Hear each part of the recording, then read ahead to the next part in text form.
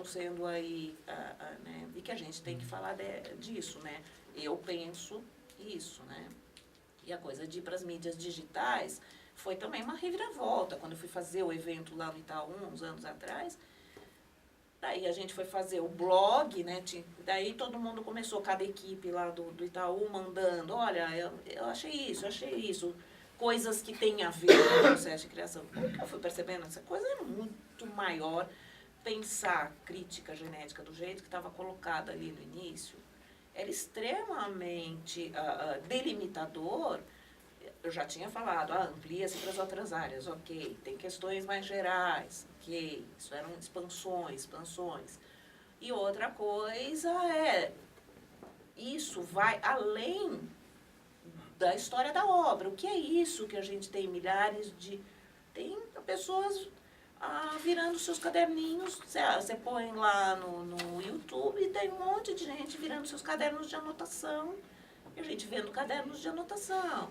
Tem making-off, esses making-offs bons, né? Esses de qualidade, que a pessoa está fazendo documentário dos processos. Então, estar pronto para isso, que não é ficar também delimitado. Teve um congresso de crítica genética que foi só sobre a entrada das mídias digitais. Mas isso agora, acho que há 6, 7 anos, imagina, a entrada de mídias digitais há 6, 7 anos. E os franceses e muitos, o pessoal da literatura, tinha mesas e mesas lamentando o que se perdia. Então, assim, mesas, assim, não, perdemos isso, perdemos, assim, e o que ganhamos? E o que temos? E o que tem essa diversidade de documentação? Eu me lembro há 1000 anos, quando eu fui fazer o congresso, uma exposição do grupo de pesquisa, né, quando a gente fundou o grupo lá na PUC, quando eu já fui no ateliê da Regina Silveira, que já tinha gavetas e gavetas naquele tempo, com xerox, disquetes, mas não sei o quê, estava lá na gaveta, tanto quanto o desenho. Junto com os desenhos, junto com não sei o quê, junto, né, com o desenho de papel, estou falando assim. E a Regina Silveira documenta muito bem. Muito bem, e já expôs muito. Ela é uma que incorporou essa discussão de processo em muitas maquetes. Tem exposições que ela fez só de maquetes. Aquele livro que a gente leu do Zamboni, dá para perceber que um dos projetos que ele analisa é dela, né? Perspectivas distorcidas da realidade. Ele não cita o nome, mas dá para perceber que é o trabalho dela. Que ele fala também. Ele analisa, né, os projetos de pesquisa. Eu lembro, eu sei. Cecília, tem uma outra coisa que a gente, assim, não sei se o que você pensa disso e tal, das coisas que a gente tem estudado para poder fazer esse projeto, pensar num projeto e que tenha isso como essa questão central. Eu não sei, tem uma outra turma trabalhando que é o pessoal da etnografia. Como é que você vê isso, por exemplo, uma linha que a gente ainda não entendeu muito bem, mas que sempre se coloca como autoetnografia? Que é um outro... Faz uma contradição, né? Mas é um outro... É sempre o do outro, né? Profissional, sei lá, uma outra área olhando... Dizer, como é que essa dimensão, né, crítica se coloca, ou se você já viu trabalhos... Olha, foi legal você falar, porque é uma coisa que eu também quero entender mais. Já passou uma época... Porque o artista também, muitos artistas usam isso. Fiz uma autoetnografia... A perspectiva do diário é muito importante. E todo o desmontar desse diário, por exemplo, o tal estudo comparado é uma ferramenta metodológica. É muito usada, sim. Eu acho que eu também preciso entender mais, que eu ainda não entrei na bibliografia, porque já passou uma época de uns orientandos da Jerusa, que ficavam lá no nosso grupo, e que faziam isso, e que daí ele chegou a trazer, mas a gente não entrou seriamente. E engraçado vocês voltarem a isso. Eu acho, eu falei esses dias mesmo no grupo, a gente precisa ter uma bibliografia legal para pensar, para ler isso, porque eu acho que nós estamos fazendo uma coisa muito próxima, mas precisa achar as diferenças também, sim, né? Acho que ferramenta, Isso, eu acho que sem dúvida. É engraçado porque lá no congresso lá do teatro agora, Uma pesquisadora lá, uma inglesa, saindo no final do congresso, fez isso. Não podemos deixar de dialogar com a bibliografia da etnografia. Engraçado, foi exatamente a mesma coisa. Eu acho que eu também preciso, já passou por mim, eu sei que tem tudo a ver, mas eu não entrei ainda. Eu acho que ainda mais interessante isso. isso. A gente teve outros convidados, comentou, né? Virou quase uma moda, assim, talvez de 10 anos para cá, dentro desse grupo que busca formas de pesquisa, né, de processo artístico em que o resultado é o próprio projeto artístico. Mas acho que tem muito a ver com uma questão de método, né, de você, quer dizer, já existe um método da crítica que é muito mais consolidado para se observar a obra de arte, né, mas que é sempre um método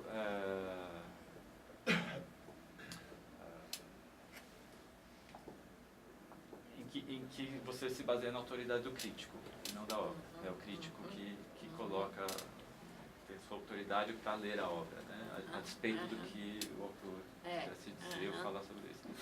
E talvez a etnografia tem um pouco essa ideia de que o etnógrafo vai criando as suas ferramentas de se neutralizar um pouco frente ao seu objeto. Isso quando é o etnógrafo externo. É o próprio artista. Isso é quando é o etnógrafo. Então, Vocês têm bibliografia sobre isso? Alguma coisa. Mas é uma bibliografia que também não é assim, super consistente. Porque o que acontece? Esbarrei por isso. Quando é o artista que começa a fazer esse trabalho, obviamente, esse crítico de cinema mesmo, ou etnógrafo em si mesmo, ele vai... Me parece natural que ele procure essa postura do etnógrafo, que é um pouco mais leve do que a do crítico, que é mais objetiva, como metáfora daquilo que ele está fazendo. Mas eu desconfio um pouco dessa bibliografia que a gente tem lido, de que isso está, de fato, fartamente fundamentado na teoria da etnografia. Da etnografia. A gente perguntou para um outro etnógrafo, que inclusive deu palestra, como a Rose. Deu palestra pra gente aqui, que é uma etnógrafa aqui do IEB, que trabalha com questões de música brasileira. Música brasileira? Música brasileira. E território. De território, músicas urbanas, né? Funk, hip hop, né? E precisa mandar um amigo do Paula Pietro. Tem um menino que está querendo, um americano que está vindo pra cá, que quer pesquisar, então a gente... E daí ela mesma também falou, sim, é possível, mas não é uma coisa que é consolidada dentro da etnografia que existe também. Porque é uma espécie de contrassenso, né? Você é etnógrafo, você está se neutralizando e criando uma distância em relação ao objeto. Mas se o objeto é você mesmo, como é que... Claro. Sim, mas há discurso sobre etnografia onde essa distância natural é hiper contestada. Essa ideia da separação entre o etnógrafo, entre o sujeito e o objeto.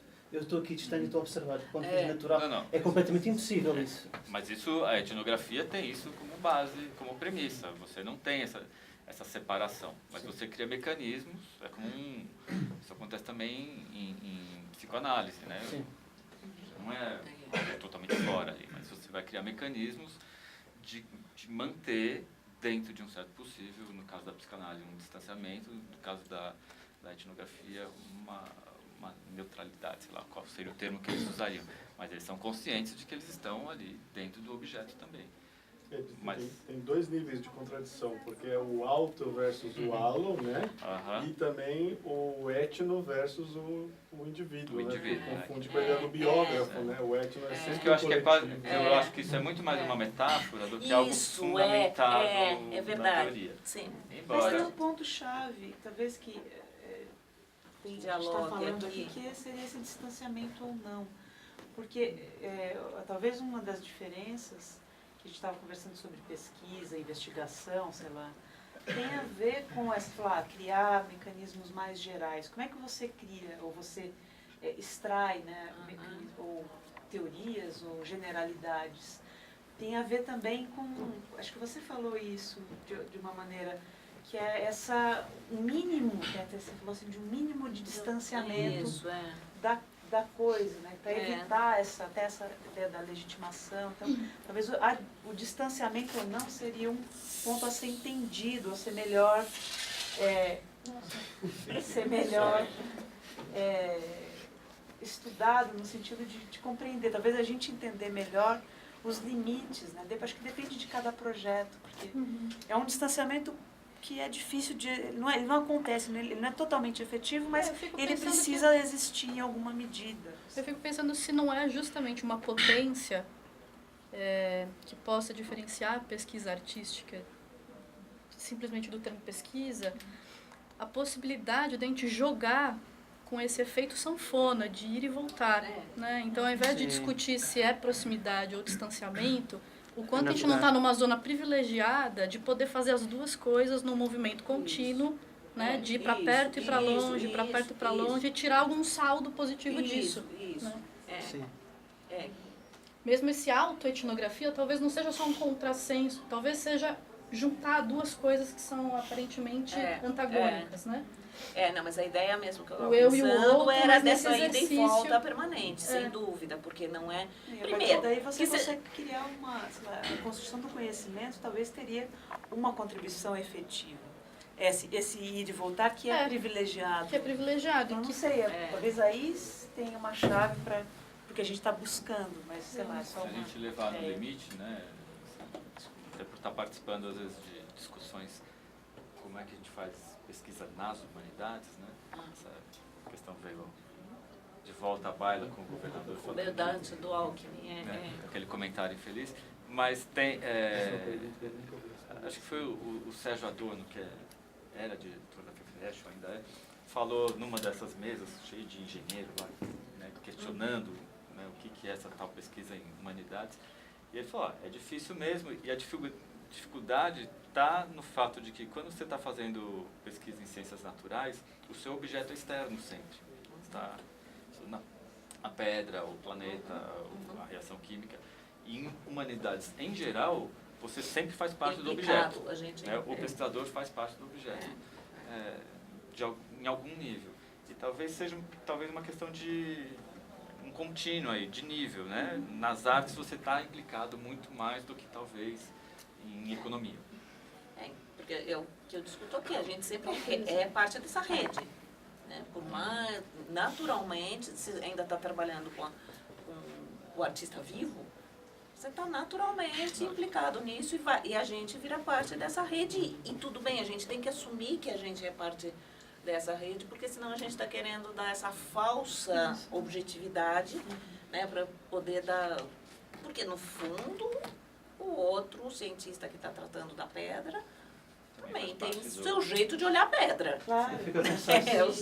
Vai ter os seus diálogos, vai estar no seu ambiente, né? Quer dizer, não é essa... Que também é nesse ambiente de que não é... Essa discussão de processo também elimina aí o caso da semiótica ajuda. O sensível, o intelectual, aquilo que você estava colocando, é parte integrante de todos os processos. Então, não é aí que vai distinguir ciência e arte. Porque se tem uma descoberta, se você vê o relato de uma hipótese científica sendo formulada ali, tem tanto sensível no sentido da pessoa ser afetada sensivelmente, como tem nos processos então, artísticos, o que antigamente tinha essa oposição, essas visões dicotômicas de processos sendo sensível e intelectual, não é por aí. A gente sabe que são outras questões, a natureza da busca, né, o que está sendo explicado, que a pedra pode ser lida, né, pelo geólogo e pelo João Cabral, né, quer dizer, que vão ter suas diferentes leituras não é o Drummond, né, estou falando de pedra, tudo bem, o João Cabral deve ter lido alguma pedra em alguma obra, mas enfim, vão ser diferentes maneiras de... Eu tinha um exemplo muito legal, que eu tinha a documentação do Darwin e do Paul Klee. Eles fizeram pesquisa, né, de coleta idêntico, fizeram o que virou o Darwin e o que virou o Klee, quer dizer, então, sendo que esse momento em comum da mesma natureza, a coleta, e daí, como isso é transformado, são outras maneiras, não precisa dizer, né, o Klee é diferente da teoria do Darwin, mas enfim, é isso. A gente, a partir desses elementos, você consegue, você segura. É isso que eu estou chamando de geral aí, sabe? Vai lá, fala assim, olha aqui, eu tenho um exemplo, não só a pesquisa é igual como a própria, mesma materialidade. E como é transformado. A busca é de outra natureza. Estamos todos tentando explicar este mundo, né? Tentando nomear, mas cada um de sua maneira. E não é aí que a gente vai distinguir as linhas de pesquisa, que então vale mais para outro objetivo, o jornalismo, né? Quanto que o jornalismo vive até hoje, na crença da objetividade até hoje. Quer dizer, e olha aqui, sem premediação, isso é velha história da semiótica, sem premediação, não dou objeto, mas isto não quer dizer que não se possa falar sobre isso, porque é mediação, é assim é que é. E que a leitura, vamos lá, conhecemos mais sobre o fenômeno, isso estou sendo pisciana.